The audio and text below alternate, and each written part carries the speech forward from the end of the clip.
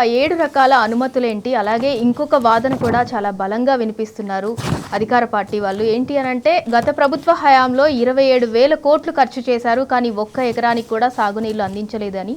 మీరు గతంలో ఓఎస్డీగా పనిచేశారు, ఇరిగేషన్ డిపార్ట్మెంట్లో సూపరింటెండెంట్ ఆఫ్ ఇంజనీర్గా పనిచేశారు, మీరు దగ్గరుండి చూశారు. మీరు దీనికి ఏం సమాధానం చెప్తారు? అమ్మ ఇప్పుడు క్లియరెన్స్ గురించి అడిగింది కదా, అవును, వాళ్ళు ఏమంటారు, మీ హయాంలోనే డిపిఆర్ వాపసు వచ్చింది అని ఆరోపణ చేస్తున్నారు. డిపిఆర్ వాపసు చేస్తే మరి ఇన్ని అనుమతులు ఎట్లా సాధిస్తారండి? డిపిఆర్ వాపసు రాలేదు.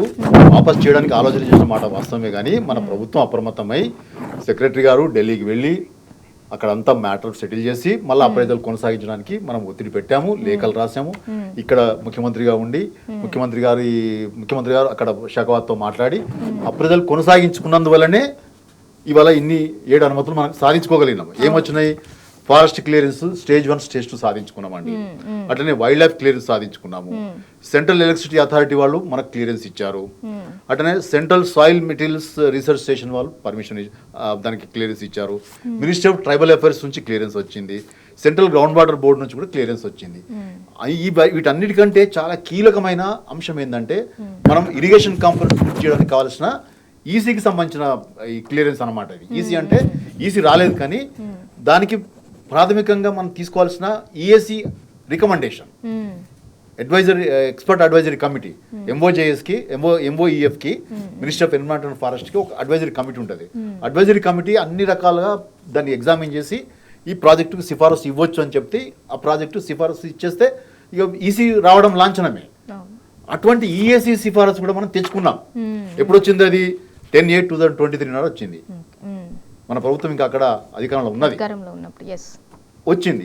ఈసీ వచ్చింది కదా అని చెప్పి ఇక ఎట్లాగూ లాంఛనమే మనకి ఈసీ వస్తుంది, ఈఎస్సీ సిఫారసు ఉంది కాబట్టి ఈసీ వస్తుందని చెప్పి మనం కాలువలు తవ్వడానికి టెండర్లు కూడా పిలిచాము. ఇంతకుముందు ప్రస్తావించాము. ఈ ప్రభుత్వం వచ్చిన తర్వాత టెండర్లు క్యాన్సిల్ చేసింది. ఎందుకు టెండర్లు పిలిచారంటే ఈఎస్సీ సిఫారసు ఉంది కాబట్టి ఈసీ తప్పనిసరిగా వస్తుందనే నమ్మకంతో మనం టెండర్లు పిలిచాము. కానీ దురదృష్టవశాత్తు ఇక్కడ గవర్నమెంట్ పడిపోయింది. వాళ్ళు రాగానే ఆ టెండర్లను క్యాన్సిల్ చేశారు.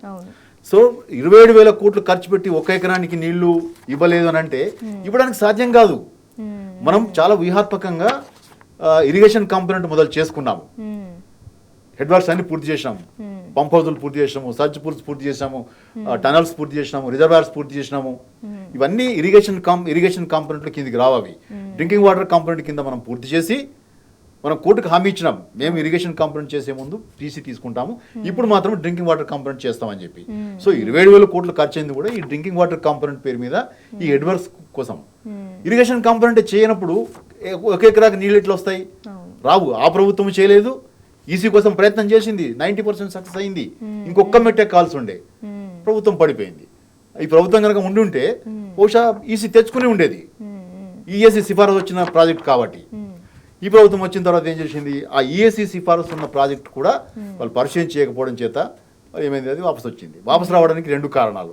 ఒకటి, అక్కడ చంద్రబాబు మద్దతు మీద ఒక ప్రభుత్వం వచ్చి చేరింది కాబట్టి, మోడీ ప్రభుత్వం ఏర్పడింది కాబట్టి అక్కడ చక్రం తిప్పాడు ఆయన. సెంట్రల్ వాటర్ కమిషన్ నుంచి డిపిఆర్ వాపసు వచ్చింది. సంతకం చేయాల్సిన ఎన్విరాన్మెంటల్ మినిస్ట్రీ దాన్ని పెండింగ్లో పెట్టేసింది. ఈ రకంగా ఎన్విరాన్మెంటల్ క్లియరెన్స్ రాకపోవడం చేత ఈ ప్రభుత్వం కూడా 2 ఏళ్ల పాటు ఇరిగేషన్ కాంపోనెంట్ పూర్తి చేయలేకపోయింది. కారణం ఇదే. వాళ్ళు చేయలేకపోవడానికి కారణం ఈసీ లేకపోవడం, మీరు చేయకపోవడానికి కారణం 2 ఏళ్ల పాటు ఈసీ లేకపోవడమే. ఇవాళ ప్రభుత్వం ఏం చేస్తున్నది? ఆ 45 టీఎంసీ పోలవరంకు సంబంధించిన నీళ్లు ఇప్పుడు ట్రిబ్యునల్ విచారణ ఉంది కాబట్టి, సబ్జుడిస్ కాబట్టి మేము 45 టీఎంసీకే తగ్గించుకుంటాము, డిపిఆర్ని మీరు పరిశీలించండి అని చెప్పి ఇవాళ మాట్లాడాల్సిన అవసరం ఏమొచ్చింది సార్? తగ్గించుకుంటే ఏమవుతుంది? అది ప్రాజెక్టు ప్రయోజనాలకి ఆత్మహత్య సదృశంగా మారుతుందండి. తగ్గించుకునే అవసరం లేదు. ఒక కేసీఆర్ ప్రభుత్వము 90 టీఎంసీలకు సంబంధించి ఎన్ని అనుమతులు తెచ్చుకున్న తర్వాత వెనక్కిపోవడం ఎందుకు? పోరాటం చేయాల్సింది. నిజానికి ఇది మోడీ ప్రామిస్. ఇది 2014లో ఆయన ప్రధానమంత్రి అభ్యర్థిగా మహబూబ్నగర్ జిల్లాకు వచ్చినప్పుడు ఆయన వాగ్దానం చేసిండు, మేము అధికారంలోకి వస్తే కనుక ఈ ప్రాజెక్ట్ మేము పూర్తి చేస్తాం. వీడియోస్ ఉన్నాయి దాని మీద. ఆయన హామీ ఇది. ఆయన ప్రధానమంత్రిగా ఇప్పుడు ఉన్నాడు. ఆయన అభ్యర్థిగా వచ్చినప్పుడు హామీ ఇచ్చాడు. ఇప్పుడు ప్రధానమంత్రి తానే కదా 10 ఏళ్ల నుంచి. ఆయన ఈ ప్రాజెక్టుకి కనీసం ఒక పైసా ఇవ్వలేదు. జాతీయ హోదా అడిగితే జాతీయ హోదా ఇవ్వలేదు. కనీసం డిపిఆర్కి అనుమతులు ఇచ్చి మన ముఖాన పడేస్తే మనమనే చేసుకునే వాళ్ళం కదా. అది చేయకుండా డిపిఆర్ వాపస్ చేసింది మోడీ ప్రభుత్వం. ఇవాళ బీజేపీ ప్రతినిధులు ఏం చేయాలంటే పార్లమెంట్ సభ్యులు, అయ్యా ఇది మీ హామీ అండి, ఇది 2014లో మీరు హామీ ఇచ్చారు తెలంగాణ ప్రజలకి, మహబూబ్నగర్ జిల్లా ప్రజలకి, మీరు డిపిఆర్కి అనుమతులు ఇప్పించండి, వాపస్ చేశారు, మళ్ళీ వెనక్కి తీసుకోండి, అప్రైజల్ కొనసాగించండి అని అడగవలసిన బీజేపీ సభ్యులు ఇవాళ ఏం చేస్తున్నారండి?